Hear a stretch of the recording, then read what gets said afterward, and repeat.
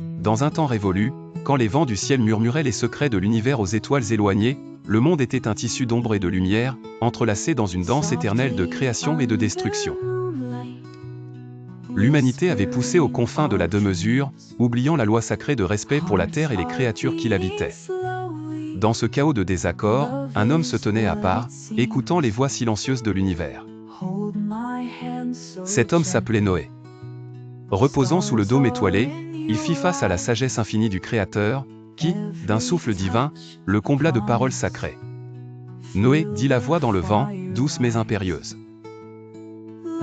Le silence de l'éther porte des chuchotements funestes, car un déluge immense enveloppera la terre, nettoyant les injustices de l'homme. Mais toi, fidèle de cœur et pur d'esprit, tu échapperas à cette purge. Tu construiras une arche. Ainsi débuta la grande tâche.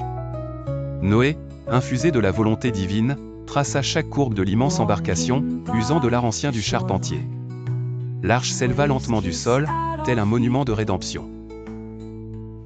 Les fils de Noé, Sem, Cham et Japheth, se joignirent à sa cause, leurs mains façonnant avec ardeur chaque planche, chaque seuil.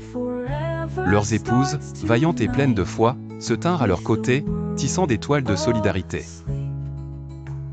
Quand l'arche se dressa enfin, majestueuse et imposante, une cadence soudaine, orchestrée par la nature, apporta à Noé une procession de créatures, deux par deux elles vinrent, appelant aux cieux la clémence du firmament.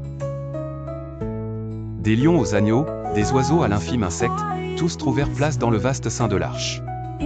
Alors que les premières gouttes de pluie tombaient, douces comme des larmes célestes, Noé entr'ouvrit son cœur. Les flots montèrent, submergeant rapidement la terre dans une mer tumultueuse qui emportait les vestiges d'une humanité encourant la colère de Dieu.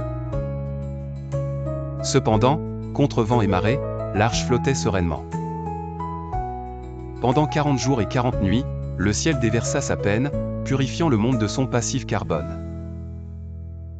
Dans cet asile prisé, des mélodies de renaissance et d'espoir accompagnaient l'âme de Noé, unifiant les battements de chaque cœur. Enfin, les nuages cédaient devant la lumière resplendissante d'un nouveau matin.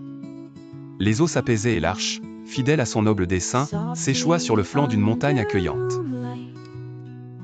La colombe lancée par Noé, dans un élan sage et prophétique, revint sa bec agrémentée d'un rameau d'olivier, signe immuable du pardon et de la vie renouvelée. Noé, homme de vision et porteur de l'espérance. Il restaura la paix entre le peuple des créatures et la terre féconde qui s'étendait sous ses pieds. Et ainsi, sous le regard bienveillant de la voûte céleste, il veilla à ce que les générations futures se souviennent. Des liens sacrés qui les lient à la mer, au ciel, et aux uns aux autres, dans une harmonie ciselée par l'éternel recommencement.